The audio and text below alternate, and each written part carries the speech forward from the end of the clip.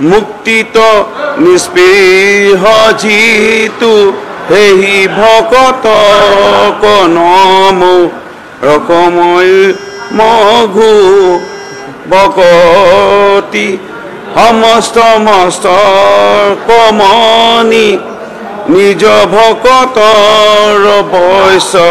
ভজু হেন দেৱ যদুপতি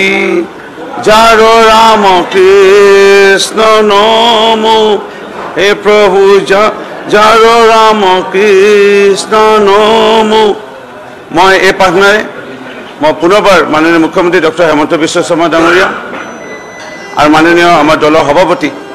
দিলীপ শইকীয়া ডাঙৰীয়াৰ পৰামৰ্শ মৰ্মে মই অসমৰ ৰাইজৰ ওচৰত ক্ষমা বিচাৰিছোঁ। এই মুখ্যমন্ত্ৰী ডক্টৰ হেমন্ত বিশ্ব শৰ্মা ডাঙৰীয়াই আৰু লগতে আমাৰ ভাৰতীয় জনতা পাৰ্টি দলৰ সন্মানীয় ৰাজ্যিক সভাপতি সন্মানীয় সাংসদ দিলীপ শইকীয়া ডাঙৰীয়াও মোক বিশেষভাৱে এটা পৰামৰ্শ দিছিল যে যি ঘটনা হ'ল অসম পবিত্ৰ বিধানসভাত এই হ'ব নালাগিছিল আৰু মাননীয় মুখ্যমন্ত্ৰী মহোদয়ে এয়াও কৈছে যে বিধানসভাৰ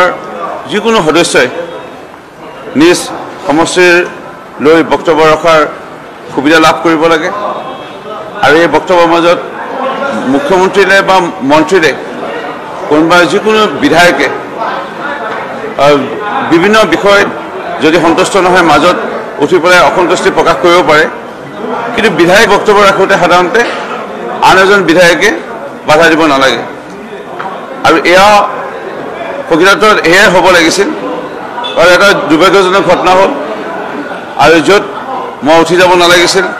মই কিন্তু মই শান্তভাৱে মোৰ সমষ্টিৰ বিষয়ে বা অসমৰ এটা ছবি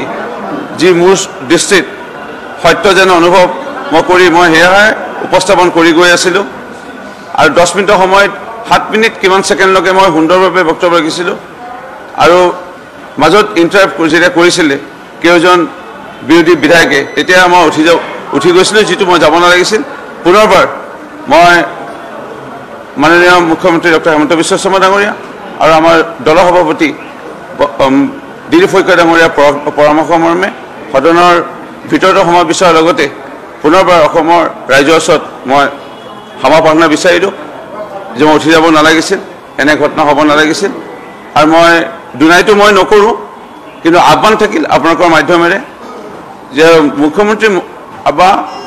মাননীয় মন্ত্ৰীসকলৰ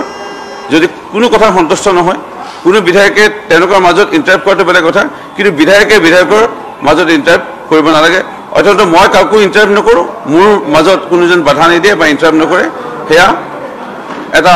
বিনম্ৰতাৰে আহ্বান মই জনাইছোঁ। এটা প্ৰাৰ্থনা কলিয়ে মই অসমৰ ৰাইজৰ ওচৰত ক্ষমা বিচাৰিব মোৰ সামান্য জ্ঞান বুদ্ধিৰে মই ক্ষমা বিচাৰিম।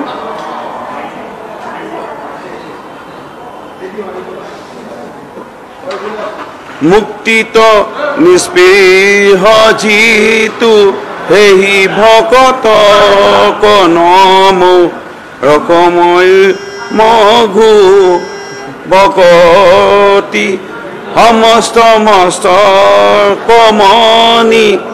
নিজ ভকতৰ বৈশ্য ভজু হেন দেৱ যদুপতি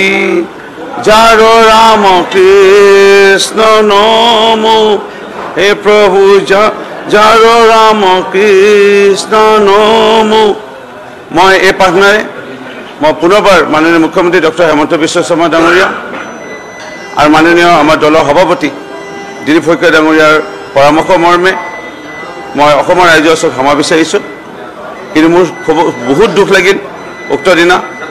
আৰু হয়তো চাহ জনগোষ্ঠীৰ এজন বিধায়ক হিচাপে বা ৰজাঘৰীয়া লোকসকলে যেনে হয়তো মোক লৈ তেওঁলোকে চাগে চিন্তা কৰে আৰু মোক বাধা দিব চেষ্টা কৰে, এয়া খুব দুখ লাগিল। ইয়াৰ লগতে আৰু এটা বিষয় দুখ লাগিল, আমি দেখা পাইছোঁ সংবাদ মাধ্যমৰ বিভিন্ন চেনেলৰ যোগেদি যে মিয়ায়ো মানে মোৰ বিৰুদ্ধে এনে কোনো মিয়া বিধায়কে এনে বেয়াকৈ ক'বলৈ মোক মানে সাহস কৰিছে সেয়া অসমৰ ৰাইজৰ ওপৰত এৰিলোঁ আমি অসমৰ মাটি পানী বায়ুৰ লগত মিলি অসমৰ অৰ্থনীতিত অৱদান আগবঢ়াওঁ আমি ইয়াত অসমত আমি বাস কৰি অসমত বৰঙণি আগবঢ়াইছোঁ আৰু এই বৃহত্তৰ অসমীয়া জাতিত আমি সমাজৰ লগত আমি মিলি পৰিলোঁ আৰু কোনোবাই মিয়া আহি পেলাই আমিও খিলঞ্জীয়াই লোক আমাক এনেকৈ বেয়াকৈ ক'ব ইয়াৰ বিচাৰ অসমৰ মানে ৰাইজৰ ওপৰত এৰিলোঁ